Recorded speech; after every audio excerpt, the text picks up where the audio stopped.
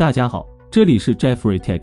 在数码圈，库克有一个有趣的绰号“库存克星”，意思是在库克带领下的苹果公司清理产品零部件库存能力非常突出，一些老旧零部件总是能变着花样消耗掉。最典型的就是 iPhone SE 复刻了 iPhone 5S，iPhone SE2 复刻了 iPhone 8，下一代 iPhone SE4将继续套模 iPhone XR， 把多年前的模具翻新一下，装上新款芯片就当成新机来卖。然而，最近库克清库存的招数已经不局限用在 iPhone 上了，对象甚至从老旧零部件变成了本该废弃的零部件。在最近发布的 iPad 新品上，先后出现了令人费解的骚操作，背后的真相值得细品。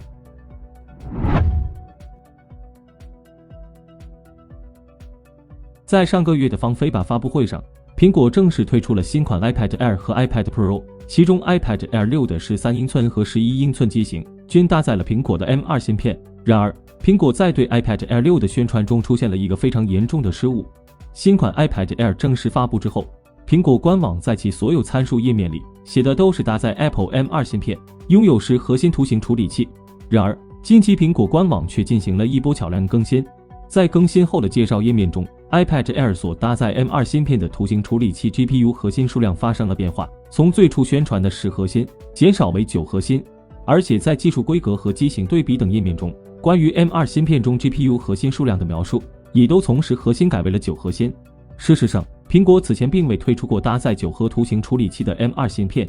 无论是在 Mac 还是 iPad Pro 上，此前推出的 M2 产品都是8核或10核图形处理器。不过，苹果也可能一开始就没有给新款 iPad Air 搭载满血版 M2。在放飞吧发布会上，苹果的 Keynote 显示 iPad Air 搭载的 M2 芯片在图形性能较上一代提高了 25%。作为对比，在上一代 iPad Pro 的发布会上，其 Keynote 显示搭载 M2 的 iPad Pro 的图形性能较上一代提高了 35%。这一数值的变化表明苹果内部应该是清楚新款 iPad Air 性能是有所缩减的，且与 iPad Pro 所搭载的 M2 芯片是不同的。Geekbench 跑分数据同样显示了这一点。与上一代 iPad Pro 相比，同样搭载 M2 芯片的新款 iPad Air 在 GPU 性能上的跑分低了约 10%。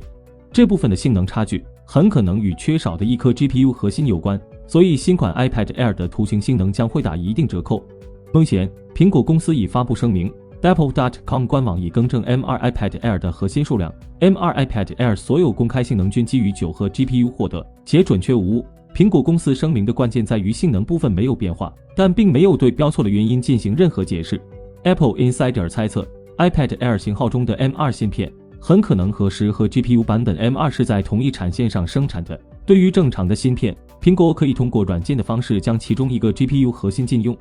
这样做可以提高处理器产量，因为苹果无需废弃那些只有一个 GPU 核心损坏的芯片。在新款 iPad Air 的研发阶段，苹果可能使用了10核 GPU 的 M2 芯片，直到最后正式量产时才最终更换为9核 GPU 版本。这期间或许是由于苹果内部的沟通问题，导致 iPad Air 的宣传出现了错误，直到现在才进行了修改。从整体性能来看， M2 芯片仍然是一个强大的升级。对于普通用户来说，10核和9核 GPU 在日常使用中的性能差距可能并不明显，但对于游戏玩家和专业用户而言，这部分性能差距还是存有遗憾。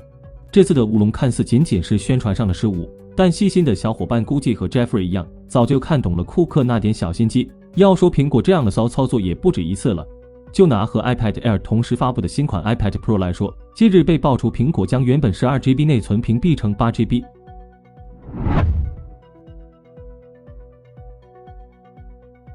最近，国外知名拆解和维修机构 Affixit 对 M4 iPad Pro 进行了深度拆解，揭露了一个让用户略感愤怒的事实。首先确认了 iPad Pro 2024使用了8GB 内存，但大家看到的与事实并不一样，因为苹果涉嫌主动屏蔽了4GB 内存，使得原本12GB 内存的设备用户只能用到8GB。经过进一步拆解得知， iPad Pro 2024使用的8GB 内存颗粒来自美光，从美光官网查询得到的结果却是一款6GB 内存颗粒，也就是说 iPad Pro 2024内存是由2颗内存颗粒组合而成，意味着原本支持12GB 内存的设备被苹果强行压制成了8GB。8GB 版本的 M4 iPad Pro 是如此的骚操作，那么 16GB 版本如何呢？很巧的是，国外论坛网站 MacRumors 有帖子分享了 16GB 运存版本的拆解图，内存颗粒私印信息为 D8DMB， 这是一颗 64GB 及 8GB 的内存颗粒，双颗为 16GB， 这与官方宣传的 16GB 别无二致。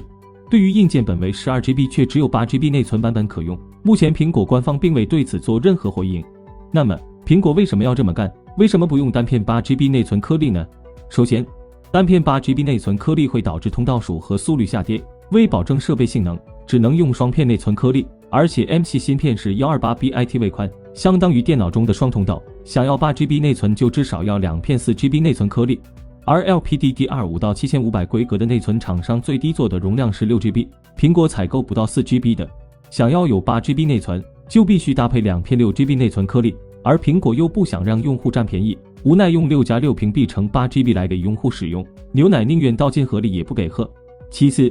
人为屏蔽内存数量可能还有另一个原因，那就是增加用户购买更大内存版本的概率。因为 iPad Pro 2024有2个内存版本， 256GB 和 512GB 存储版搭配的是 8GB 内存， 1TB 和 2TB 版搭配的是 16GB 内存，之间差价达到$400。如果用了 12GB， 由于差距不大，买 16GB 内存版人必然就要减少，所以只能采取这种见不得光的办法。此事既然能被爆出来，证明苹果也是心知肚明，也就是说不惜承担骂名也要保证自身利益。可 12GB 内存是实际存在的，不知道后续会不会有大神通过其他技术手段将被封印的 4GB 内存解封呢？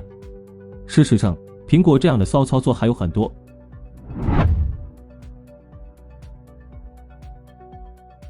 很典型的产品是2年前发布的 Mac Studio 台式主机，搭载 M1 Ultra 芯片，起售价格$1999。虽然内部有2个 SSD 固态硬盘插槽位，但并不支持升级更换硬盘，即使是强行更换 Mac Studio 也会无法正常启动。同样是硬件本支持，结果苹果却在软件上进行了限制。